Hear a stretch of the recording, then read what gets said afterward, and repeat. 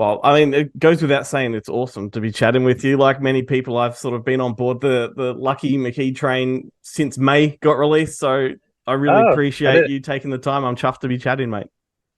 Right on, man. Thanks. I didn't know there was a train. That's cool. Well, yeah, I mean, I've been on it, so yeah, for sure. Yeah, that's cool. That's cool. I'm I gonna just appreciate that. jump straight into Old Man. Yeah. This feels like it's, I guess, rooted in a stage production, if you will. I guess you've probably Yeah. heard that before. It kind of felt like Death and the Maiden crossed with Hateful Eight to me. What were the Oh, origins for this nice. movie? I looked at both of those movies a bunch before I shot this. Yeah, the script was written by Joel Veitch. It was originally a play that he wrote, a two-hander that he wrote. And then by the time it came to me, he had converted it, basically just kind of converted it into screenplay format. And I really liked his dialogue, and I really liked. I could relate to what was going on in it. I mean, I was kind of raised by old country boys, and so I don't know. Like I had like a personal connection that I was able to find in it. And then when it seemed like we were getting to where we could actually make the movie, I sat down with Joel for like a month, and we really worked over every inch of the script and tried to bring it into a more cinematic space as much as possible, because the original play, a lot of especially the way the kind of final sequence plays out, a lot of it was being explained through dialogue. Mhm. I tried to take it into more of a kind of a visual space without tying everything up in neat little bows, you know. Do you Trying know to what give the audience a little bit room to interpret it in their own way, you know. Sure. Do you know what inspired him to take it down a film path? And do you know if he sort of has intentions to do a stage play still? I don't know. I mean, I think he should. I still think he should put it on the stage. I think he has. He talked about doing a version of it on the stage with a kind of a gender swap, basically, doing it with two women, Hmm. but pretty much the same material, which I thought was a pretty interesting idea. Um, but yeah, I mean, this is the first script of his that he's had produced. So he really got into. We got along like a house on fire, man. Like we had such a good connection right out of the gate. And So how did you two? there was no egos in the development process, which can be a problem sometimes. You know, where Yeah. people stop listening to each other and people start kind of shouldering in, thinking that their ideas should or the more important ideas. But it was never like that between me and Joel. It was a very open process, and we learned a lot from each other over the course of developing it. So Yeah, right. I mean, I can't imagine being a screenwriter doing your first screenplay and having somebody like Lucky McKee direct it. That must be something, you see know. that. It comes from a fanboy point of view, but So, how did you two cross paths? Like, what was the origins of your relationship? we met yeah we met through Mark Center, who plays Joe in the Hmm. movie. We Mark and I have known each other since a film that I helped produce called The Lost, Haha. which is Yep. the first Jack Ketchum book to be adapted into a movie. And Mark and I had always wanted to work on a feature together as director and actor. We got to have a little taste of that on this anthology movie I worked on called Tales of Halloween, Hmm. but we still wanted that full meal of a feature. And Mark kind of, you know, in order to generate parts for himself as an actor, got into producing himself. And Joel was an old friend of his and had this script, and it came my way that way. And then, you know, Mark was really the spark plug that got this whole project made, you know, and he created a great opportunity for himself, and I think he just crushed it, you know, as Yeah. Joe. I mean, Stephen Lang is Stephen Lang. He's amazing, you know. But if Mark didn't pull off what he pulled off, I don't think the movie works. You know, I think that they're such an odd couple, those two. You Yep. know? I definitely want to talk about Stephen Lang, but first, I'm glad you brought Yeah, up Mark because the second he picked up that rifle, it took me right back to the Lost. Like, it was yeah, eerie. He's got such an amazing screen presence. Um, and he's yeah. always, There's no other like his performance in this movie. It's like nobody else would have done what he did with that part. It's yeah, so odd and so strange, and it's just amazing. It he's was really always really fun to been watch in him your work. orbit, hasn't he? Whether he's in your films or Yeah, he's in Chris Siverton's, like he's always sort of been in that yeah, circle. It's great. It's great. But No, what's that? My favorite line in the whole film, and now I'm struggling to remember exactly what it was. But when Stephen Lang is telling the story about the traveling salesman, he said, I invited him in and I offered him Yeah. cake, and he's like, "You got cake?" Yeah, Like that. yeah. My wife. That's my wife's favorite line in the movie too. She busts out laughing every time, Yeah. and she's seen it more than once. Of It's a course, good one. of course, Ben, Great delivery. your ears pricked up when you heard cake. Cake. Yeah, I was like, "Oh, Yeah, yeah, yeah." yeah. Everybody It would likes have been the cake. same Yeah, reaction. I'm yeah, charging yeah. this kid, I agree. Yeah, it's very saying I can relatable. get for 20 minutes and there's cake.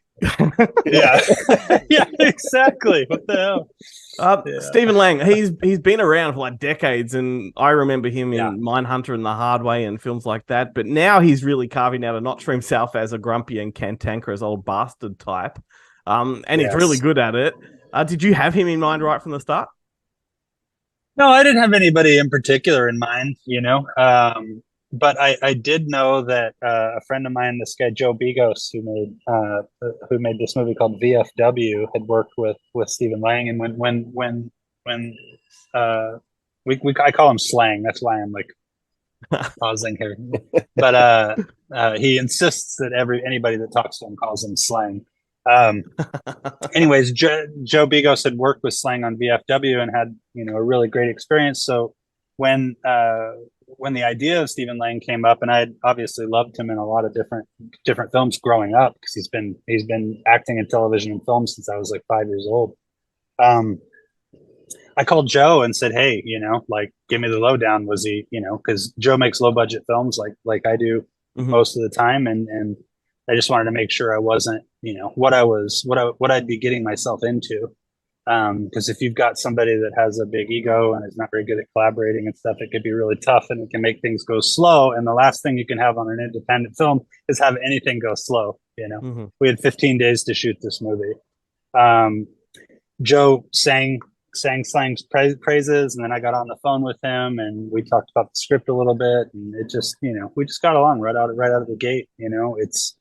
It's pretty incredible that a guy that, at the time, I think he was 69, maybe 70 years old, has been doing it for that long and still has that kind of fire in his belly and still really does the work, shows up on time. I mean, I've worked with actors half his age that were really jaded and really, especially on independent films. Sometimes you get people that get roped into an independent film and they've been to the top of bigger mountains so that they think that it's kind of beneath them, and then they get grumpy, and it can be very unpleasant. But Slang wasn't like that at all. There's a reason he has 70 credits on his IMDb or whatever, because he's just a pleasure to work with, and I think that people want to work with him again and again.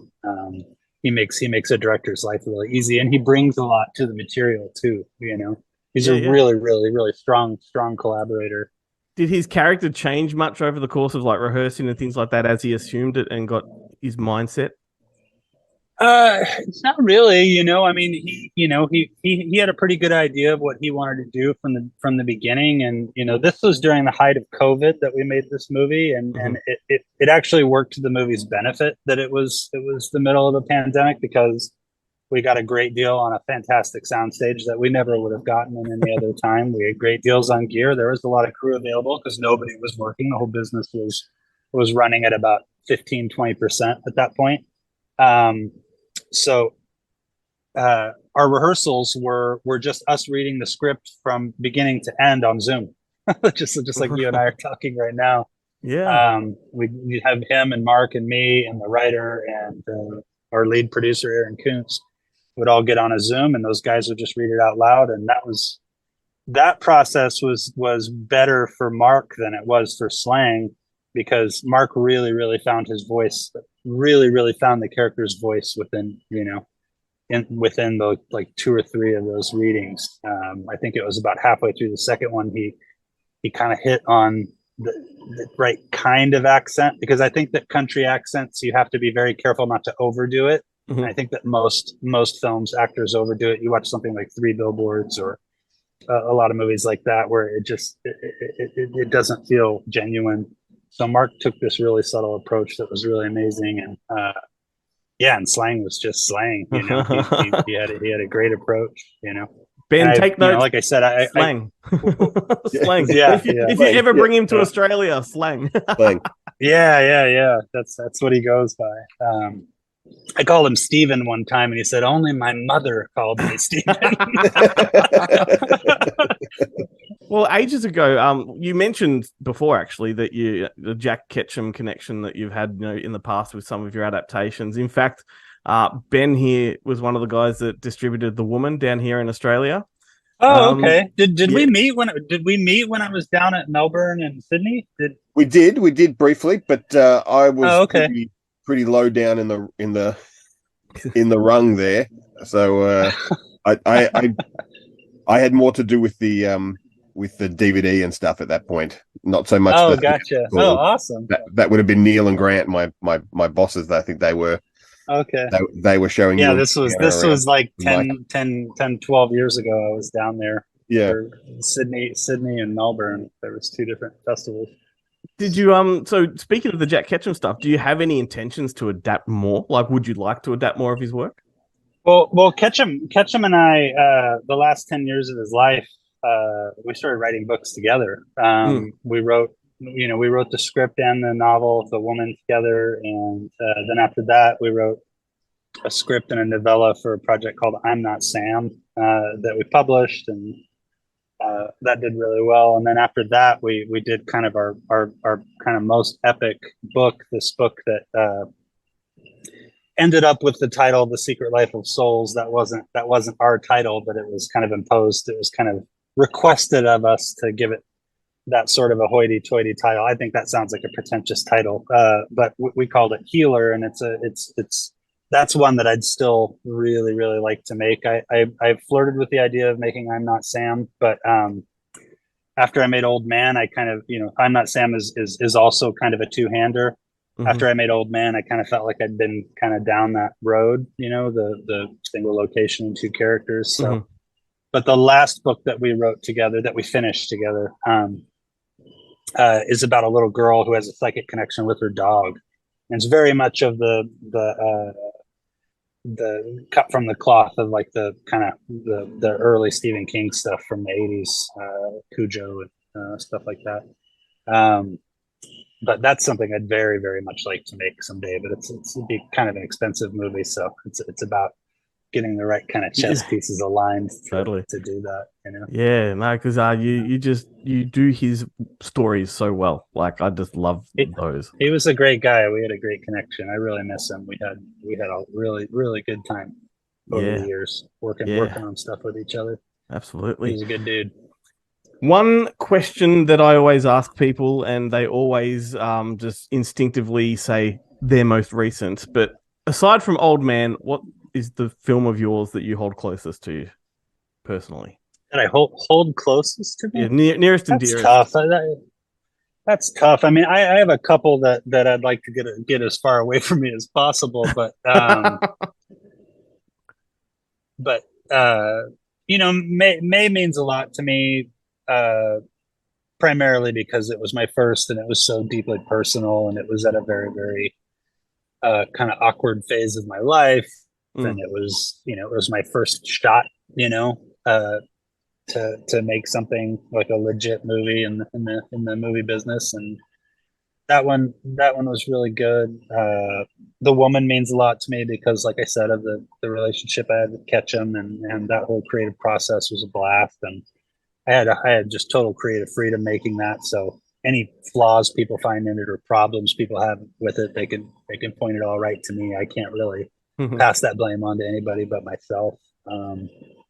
Those are really important. And finishing Old Man, I mean, like that was also like a really good, clean, creative experience, but I mean, even, I love them all. They're like your kids, you spend so much time with them, and they teach you so much about yourself and so much about the craft and so much just, they're very, it's a very intense experience making a movie. You feel like you live like 10 lifetimes while you're making a film. Yeah. I find The Woman interesting. But yeah, to single one out is hard. Yeah, no, I get it. I appreciate that. Yeah. I find The Woman interesting because, like, obviously it's a sequel to Offspring. But when you made that, was it in your mind as a sequel or a standalone? Because it kind of feels like both.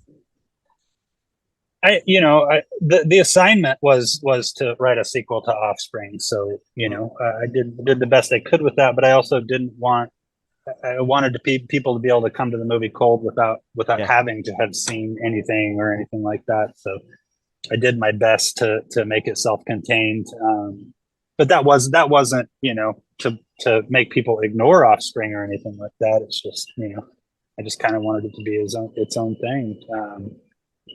So it's great. That was a dark movie, man. I was in a very kind of angry, pissed off place in my life at that point. So that's probably the meanest thing I may ever make. that movie. There's a lot of anger, a lot of anger and frustration in that movie. Just how this world is and how cruel people can be. I think the horror community probably definitely tapped into that for sure. Like it's resonated big time. Final question before we let you run. Just wondering, outside of horror, what kind of films do you gravitate towards in your downtime?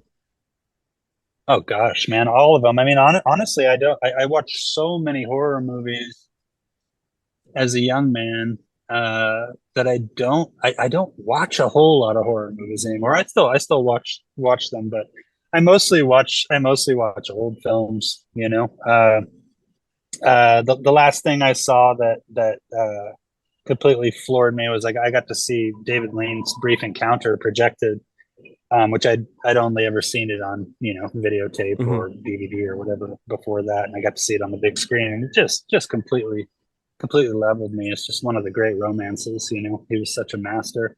There's a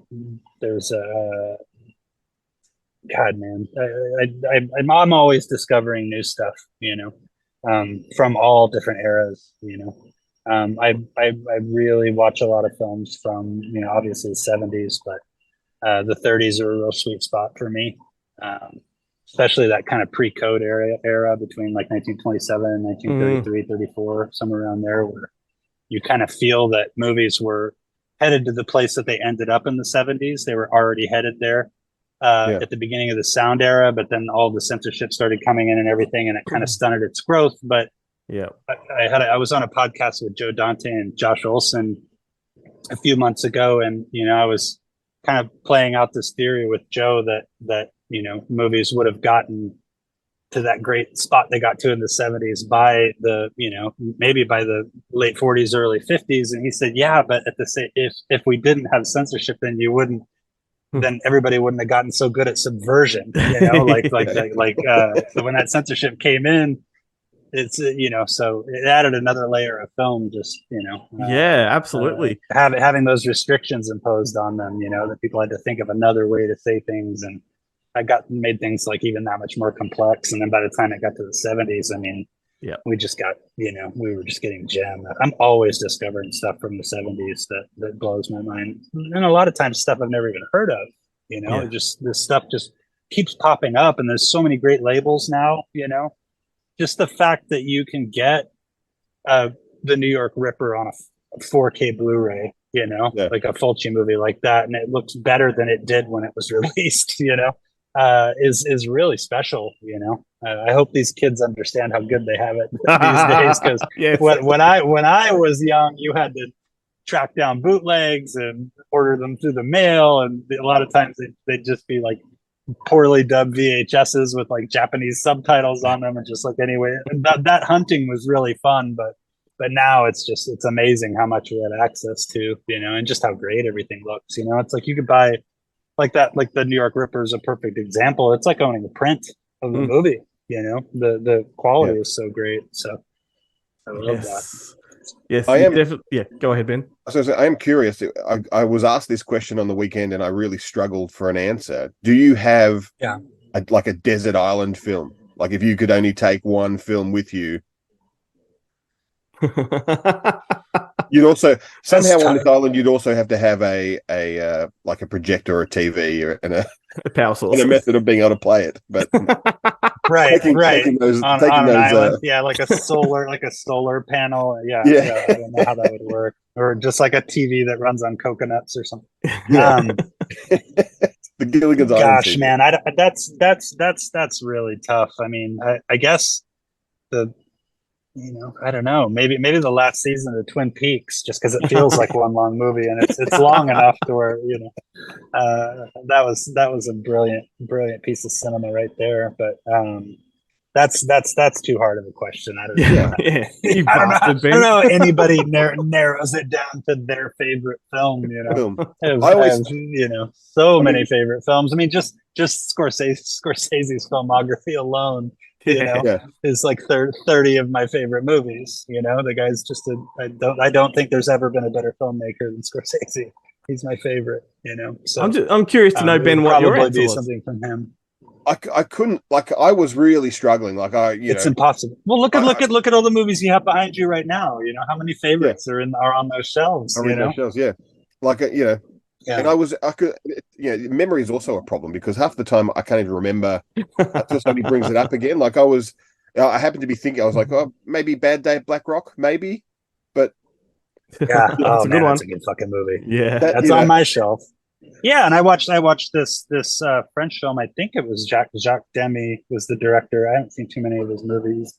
The guy that made Umbrellas of Cherbourg and stuff like that. He made this movie called Bay of Angels, starring one of my favorite discoveries of the year.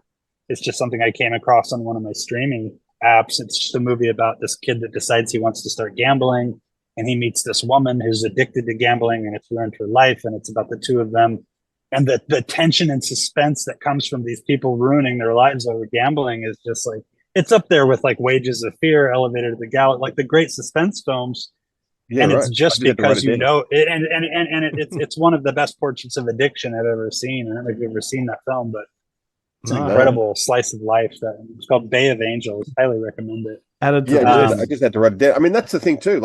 You go through like I've been going through like the Clouseau films and stuff like that. I don't know if you've ever seen any of the Clouseau movies, but it's just so many great. I don't know why I'm focused on French directors right now, but there's just so many things. I'm just discovering things constantly. Yeah, only like 2 weeks ago I went and watched Fritz Lang's M again, and just didn't realize how phenomenally edgy it was and influential. Like, yes.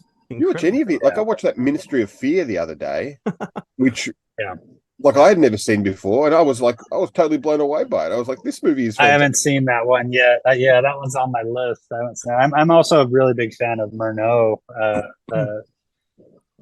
Obviously, everybody loves Nosferatu, but Sunrise is still ahead of its time, and that movie's from like 1927, I think. Yeah, it's one of the most incredible films I've ever seen in my life. We're tripping down like a nerdy rabbit hole here, but we'll wrap it up. But thanks so much for your chat. Like, we really sorry, I start talking about movies. You can't shut me up. This is what our podcast is all about, so we could do it for hours. But we do appreciate your time, and please consider us when you have another film dropping, because we'd love to chat again. Right on, man. And if you want to try to talk to Mark or Slang or anything like that, just let me know. We're just really excited the movie's coming out down there. I'm just glad it's found its way all the way to Australia. That's just really beautiful. Really excited. I'm curious, is the cover art going to be the same there? And I always love getting the different editions of the movie from around the world. It's so cool. For sure. Awesome, mate. Well, is it just coming out on digital, or is it coming out in physical media there? Yeah, it's coming out on DVD. I don't know if it's got any other formats, but it will be digital as well. I think a lot of the Eagle titles end up on Amazon, if I'm not mistaken, Prime. So, cool, man. Well, thank you. I hope people dig it. Yeah. It just makes me sad that we're not in the 70s or 80s, so then you could get that really awesome Italian, fully painted, bizarre take on the artwork. I know. Well, the one good thing that's happened with Old Man is that in Russia they called it "Don't Breathe the Beginning." I met a Russian filmmaker, and he said the translation of the title, they're literally trying to like sell it, kind of like the Italians used to do back in the day. Like Zombie 2 or I love that. It did really well over there. I was like, I wish they would have done that in the States. It's like a badge of pride, that one for sure. Yeah, it was a good move. All right, mate. We'll let you run. Thank you so much. Okay. Thank you. Good to talk to you guys.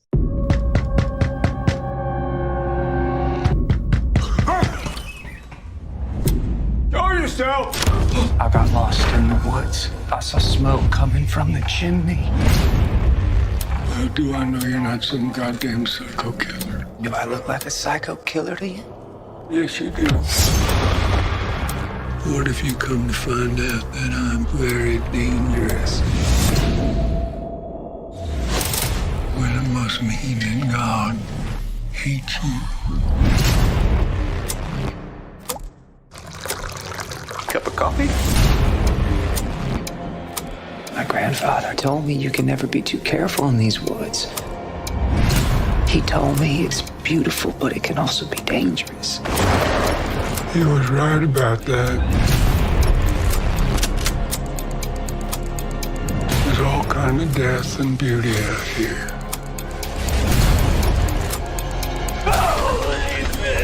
Who the hell are you? I said, who the hell are you? This is where the story gets real good.